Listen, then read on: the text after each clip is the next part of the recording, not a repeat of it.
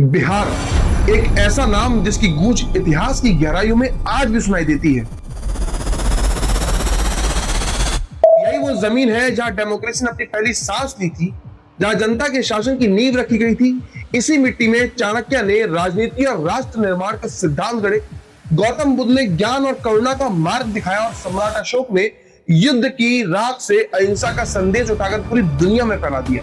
नालंदा और विक्रमशिला सिर्फ विश्वविद्यालय नहीं थे, वो मानव सभ्यता के सबसे बड़े ज्ञान के मंदिर थे, जहां दूर दूर से विद्वान सीखने आते थे।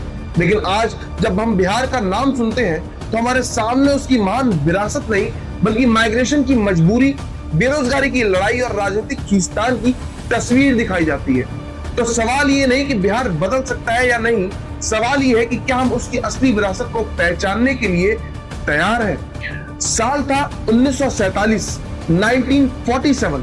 बिहार में ब्रिटिश शासन खत्म हुआ, लेकिन इसके साथ ही राज्य का इंडस्ट्रियल स्ट्रक्चर भी धीरे धीरे कमजोर होने लगा। यहाँ की इकोनॉमी पहले से ही एग्रीकल्चर पर चलती थी और आजादी के बाद भी इंडस्ट्रीज को बढ़ाने पर सही ध्यान नहीं दिया गया। ना तो बड़े कारखाने लगे और ना ही रोजगार बढ़ा। सरकार की पॉलिसीज में बिहार को तवज्जो नहीं मिली जिसकी इस राज्य को सख्त जरूरत थी। नालंदा जैसे बड़े ऐतिहासिक स्थानों को भी प्रोटेक्ट करने की जगह उन्हें लगभग भुला दिया गया। और तो और ASI archaeological survey of India के रिकॉर्ड में साफ लिखा है कई एक्सकेवेशन और कंजर्वेशन प्रोजेक्ट्स सिर्फ इसलिए अधूरे रह गए क्योंकि पैसा ही नहीं मिला। इसका नुकसान सिर्फ इतिहास को नहीं बल्कि बिहार के पूरे डेवलपमेंट को हुआ। बात यहीं तक सिमट जाती तो भी ठीक था, लेकिन फिर साल 2000 में बिहार को एक और बड़ा झटका लगा, झारखंड का डिवीजन। इस डिवीजन में बिहार ने अपने मिनरल रिसोर्सेज का बड़ा हिस्सा खो दिया। कोयला, लोहा, बॉक्साइट जैसे अधिकतर मिनरल्स झारखंड में चले गए। यानी Bihar was left mainly with agriculture but without industrial revenue. उद्योगों की रीढ़ टूट गई और रोजगार के अवसर और कम हो गए। एक समय ऐसा आ गया कि बिहार को अपनी इकोनॉमी को संभालने के लिए सिर्फ खेती पर निर्भर रहना पड़ा। कहानियां गलत हो सकती है पर रिपोर्ट्स तो नहीं ना। नाबार्ड की रिपोर्ट के अनुसार बिहार का रूरल क्रेडिट रेशियो आज भी नेशनल एवरेज से काफी कम है, जिससे गांव में विकास और भी धीमा पड़ गया। और इतना ही नहीं, अगर आप आजादी के बाद का समय देखें तो आप पाएंगे कि उस वक्त बिहार मिनरल वेल्थ के मामले में देश के सबसे अमीर स्टेट्स में था। मतलब आजादी के बाद बिहार के पास कोयला, लोहा, माइका और तांबे जैसी मिनरल्स वेल्थ थी जिनसे वहां बड़ी बड़ी इंडस्ट्रीज लग सकती थी। लेकिन साल 1952 में एक ऐसा फैसला लिया जिसने बिहार की जिंदगी में भूचाल ला दिया। जी हाँ, लागू हुई फ्रेट इक्वलाइजेशन पॉलिसी। इस पॉलिसी ने बिहार का सबसे बड़ा फायदा छीन लिया। इसके तहत पूरे देश में मिनरल्स ट्रांसपोर्टेशन का किराया एक समान कर दिया गया। यानी किसी इंडस्ट्री के लिए खदानों के पास फैक्ट्री लगाना जरूरी नहीं रहा। वो चाहे तो अपने कारखाने मार्केट्स या पोर्ट के पास भी लगा सकते थे। नतीजा ये हुआ कि ज्यादातर इंडस्ट्रीज महाराष्ट्र, गुजरात, तमिलनाडु जैसे स्टेट्स में बस गए। बाकी देशों को इसका फायदा मिला, लेकिन बिहार नहीं मिनरल्स का फायदा नहीं उठा पाया। तो धीरे धीरे उसका इंडस्ट्रियल डेवलपमेंट भी रुक गया।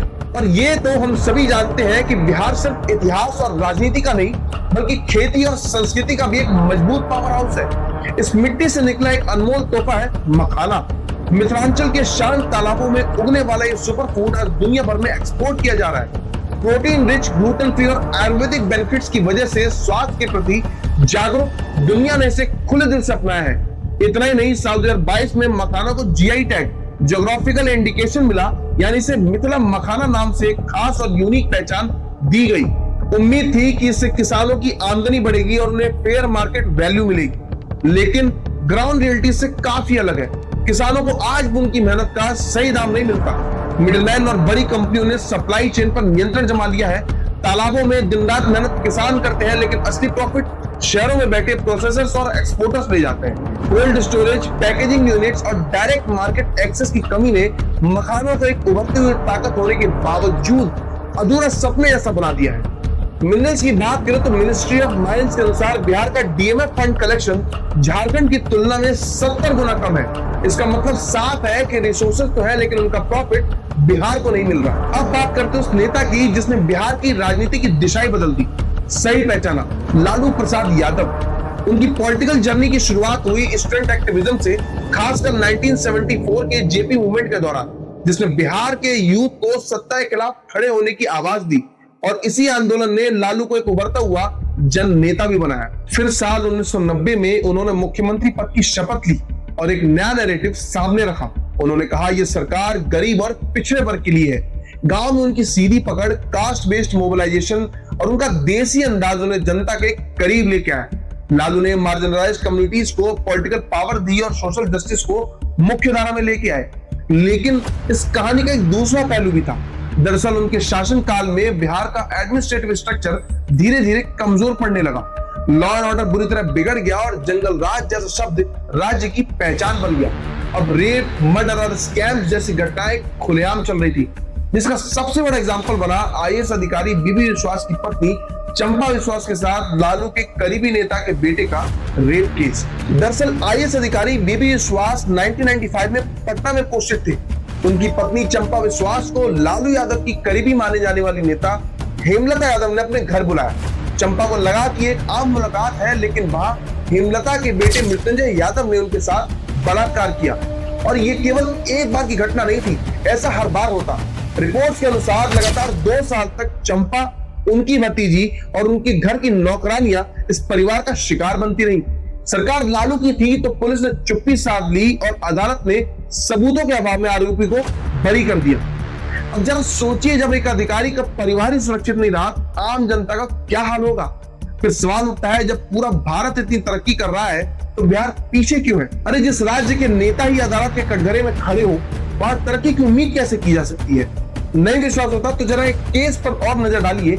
साल 2019 में जब पूर्व विधायक ब्रजेश ठाकुर को मुजफ्फरपुर शेल्टर होम में 34 लड़कियों के साथ यौन शोषण के लिए उम्र कैद की सजा हुई। ये घटनाएं साफ दिखाती हैं कि जब अपराधी सत्ता और न्याय की कुर्सी पर बैठे हो तो विकास की राह पर चलना नामुमकिन हो जाता है। और इसके बाद शुरू हुई फ्रॉड्स और स्कैम्स की एक लंबी चेन। सबसे बड़ा घोटाला जो लालू के नाम से जुड़ा था वो था फॉडर स्कैम। इसमें आरोप था कि बिहार के एनिमल हस्बेंड्री डिपार्टमेंट ने फेक बिल्स, डुप्लीकेट सप्लायर्स और नॉन एग्जिस्टेंट परचेजेस के थ्रू लगभग 940 करोड़ का घोटाला किया। सीबीआई ने तहकीकात शुरू की और लालू को 2013 में गिल्टी पाया गया, जिसके लिए उन्हें जेल भी हुई और उनका पॉलिटिकल करियर लगभग परमानेंट शेडो में चला गया। इसके बाद मामला और भी गंभीर हो गया और सामने आया Indian railway catering and tourism corporation IRCTC scam. आरोप ये कि लालू प्रसाद यादव ने रेल मंत्री रहते हुए रांची और पुरी के IRCTC होटलों के कॉन्ट्रैक्ट्स अपने क्लोज एड्स को दिए। बदले में पटना में मौजूद कीमती प्राइम लैंड उनकी फैमिली के नाम ट्रांसफर हुई। यानी ये पूरा खेल फिर तो क्यों का बताया गया, फायदा दो और फायदा लो। जांच आगे बढ़ी और कई साल चली। अंत में 2025 में दिल्ली कोर्ट ने लालू प्रसाद यादव, राबड़ी देवी, तेजस्वी यादव के खिलाफ क्रिमिनल कॉन्स्पिरेसी, चीटिंग और करप्शन के चार्जेस फ्रेम किए। ये केस आज भी बिहार की राजनीति और पब्लिक परसेप्शन को गहराई से प्रभावित करता है। और 1990 का साल तो जितनी बार याद करो कम है। एनसीआरबी के रिकॉर्ड बताते हैं कि इस दौरान किडनैपिंग, फिरौती और डकैती जैसे अपराध तेजी से बढ़े। कानून व्यवस्था बिगड़ने लगी और धीरे धीरे ये छवि बनने लगी कि बिहार में सुरक्षा से ज्यादा डर का माहौल है। और इस माहौल का सबसे बड़ा असर आर्थिक विकास पर पड़ा। मतलब जो इन्वेस्टर्स बिहार में इंडस्ट्री या कारोबार लगाने की सोच रहे थे, वो लॉ एंड ऑर्डर की हालत देखकर पीछे हट गए, जिसका नतीजा ये हुआ कि रोजगार के मौके कम होते गए। लोग बेहतर जीवन की तलाश में दूसरे राज्यों की ओर माइग्रेट करने लगे और बिहार विकास की दौड़ में और पीछे छूटने लगा। अब जब फैक्ट्रीज ने लगी और इंडस्ट्रियल ग्रोथ रुक गई, तो बिहार के यूथ के पास हुनर होते हुए भी उसे इस्तेमाल करने का सही प्लेटफॉर्म नहीं मिला। रोजगार की कमी ने लोगों को मजबूर किया कि वो अपने घर गांव छोड़कर बाहर जाए और यहीं से शुरू हुआ बड़े पैमाने पर माइग्रेशन। बिहार से लाखों करोड़ों लोग दिल्ली, मुंबई, पंजाब, केरला, दूसरे राज्यों में मजदूरी, ड्राइवर, किसान या छोटे काम करने के लिए गए। लेबर मिनिस्ट्री के माइग्रेशन डेटा में बिहार लगातार सबसे ज्यादा माइग्रेंट्स वर्कर भेजने वाला राज्य रहा। और ये सिर्फ आर्थिक नहीं, सामाजिक दर्द की कहानी भी बनी, जहां एक राज्य अपने लोगों को रोजगार नहीं दे पाया। ये आयरनी और भी गहरी हो जाती है जब हम बिहार का एजुकेशन डेटा देखते हैं। बिहार के students IAS, IPS, JEE, NEET जैसे एग्जाम में टॉप करते हैं, लेकिन बिहार का लिटरेसी रेट अभी भी इंडिया के लोवेस्ट स्टेट्स में आता है। सेंसस 2011 के अनुसार बिहार का लिटरेसी रेट नेशनल एवरेज 74% के मुकाबले सिर्फ 62% था। UDISE प्लस 2023 की रिपोर्ट के अनुसार बिहार के स्कूल्स में टीचर स्टूडेंट रेशियो और इंफ्रास्ट्रक्चर अभी भी बिलो नेशनल एवरेज है। ये पैराडॉक्स दिखाता है कि बिहार में टैलेंट है पर सिस्टम उसे नर्चर नहीं कर पा रहा। भोजपुरी, एक जवान जो कभी पोएट्री और म्यूजिक का पावर हाउस थी, आज यूट्यूब और रील्स पर चीप और अश्लील कंटेंट से जोड़ी जा रही है। एक टाइम था जब भिखारी ठाकुर जैसे फेमस लोग इस भाषा को सामाजिक जागरण का जरिया बनाते थे। आज वही भोजपुरी भाषा वायरल होने के चक्कर में अपनी असली पहचान खो रही है। सोचिए, जिस बिहार की धरती ने अशोक सम्राट और चाणक्य जैसे महान विद्वान किए, आज वही जमीन दो अलग अलग चेहरों में बटी नजर आती है। एक तरफ जहां छठ पूजा की आरती केरवा जे फरेला गवत से जैसे भक्ति गीत जो आस्था, संस्कार और संस्कृति की पहचान है, लेकिन दूसरी तरफ वही मिट्टी है मनोरंजन के नाम पर अश्लीलता का मंच बन चुकी है। भोजपुरी सिनेमा और गाने जो कभी समाज की आत्मा थे, आज लहंगा उठाते रिमोट से और लंगिया सोन नदिया जैसी हड्डी पंक्तियों में गिर चुके हैं। कला जो कभी अवेयरनेस का जरिया थी, अब सिर्फ सस्ते व्यूज और तालियों के लिए बिकने लगी है। विडंबना देखिए, एक ओर हम सूर्य को जल चढ़ाकर संस्कृति का जश्न मनाते हैं, वहीं दूसरी ओर उन्हीं सुरों में सभ्यता का मजाक उड़ाते हैं। तो सवाल उठता है कि साउथ सिनेमा और बॉलीवुड हमसे आगे क्यों है? शायद जवाब हमारे सामने ही है, क्योंकि जहां एक ओर भक्ति की ध्वनि है, वहीं दूसरी ओर वल्गैरिटी की गूंज, और इन्हीं के बीच कहीं गुम हो चुकी है भोजपुरी की असली पहचान। तो कहते हैं ना, रोशनी के लिए जुगनुओं के पीछे भागने वाले अक्सर भीड़ में खो जाते हैं। शायद वही हुआ बिहार के साथ और भोजपुरी के साथ। अब बात करते हैं बिहार के चुनावों की। यहाँ के चुनाव सिर्फ राजनीति का खेल नहीं, बल्कि एक मजबूत सोशल पल्स टेस्ट की तरह रहे हैं, जहां हर चुनाव में कास्ट, डेवलपमेंट और लीडरशिप के बीच एक ताकतवर टग ऑफ वॉर चलता है। और 2025 के चुनाव शायद सबसे डिसाइसिव होने वाले हैं। नीतीश कुमार जो 9 बार बिहार के मुख्यमंत्री रह चुके हैं और अपने टफेस्ट बैटल का सामना कर रहे हैं। उनका गवर्नेंस मॉडल सुशासन बाबू के नाम से पॉपुलर हुआ, जिसमें बिजली, सड़क और स्कूल पर काम हुआ, लेकिन उनकी पॉलिटिकल जर्नी भी उतनी कॉम्प्लेक्स रही है। मतलब पहले बीजेपी के साथ अलायंस, फिर ब्रेकअप, फिर महागठबंधन के साथ वापसी। इसके अलावा आरजेडी अब 13 अगस्त की लीडरशिप में चुनावी मैदान में। उन्होंने खास तौर पर यूथ को टारगेट किया, जॉब्स, एजुकेशन, माइग्रेशन को अपनी मुख्य चुनावी नैरेटिव बनाया है। उनकी रैलीज में रोजगार का मुद्दा केंद्र में रहता है, जिससे युवा जुड़ते भी है। लेकिन दूसरी तरफ IRCTC स्कैम और लैंड फॉर जॉब स्कैम जैसे केस अभी भी उनके खिलाफ चल रहे हैं, जो उनकी क्रेडिबिलिटी और पब्लिक ट्रस्ट को चुनौती देते हैं। बीजेपी ने बिहार में अपना वोटर बेस एक्सपेंड किया है, खासकर अर्बन और ओबीसी वोटर्स के बीच, लेकिन उनका सीएम फेस अब भी अनक्लियर है और नीतीश के बिना उनका ग्राउंड कनेक्शन थोड़ा कमजोर दिखता है। 2020 के इलेक्शन में एनडीए ने मेजोरिटी ली, लेकिन 2025 में कास्ट इक्वेशंस और यूथ एंगर सब कुछ बदल सकता है। और तो और इस बार इलेक्शन कमीशन ऑफ इंडिया ने भी 12,817 नए पोलिंग स्टेशन जोड़कर वोटर टर्नआउट बढ़ाने की उम्मीद जगाई है।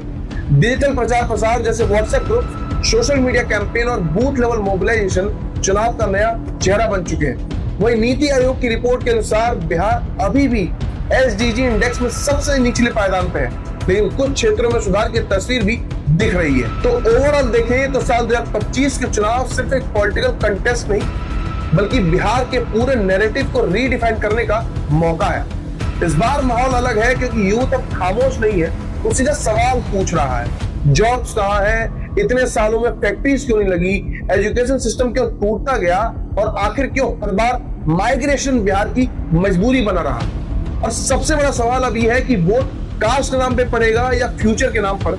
क्या बिहार अतीत की राजनीति को दोहराएगा या एक नया मॉडल खोजेगा? आपको क्या लगता है? अपना जवाब नीचे कमेंट करके जरूर बताएं। अगर आप ऐसा कोई भी सेशन देना चाहते हैं जिससे मेरी वीडियोस को बेहतर बना सकता हूं, then please feel free to write a comment on that too. Till then मुलाकात होगी आपसे अगले मुद्दे पे एक नई वीडियो के साथ। तब तक के लिए सबसे इंपॉर्टेंट बात, खुश रहिए और अपना खास ख्याल रखिए। Thank you.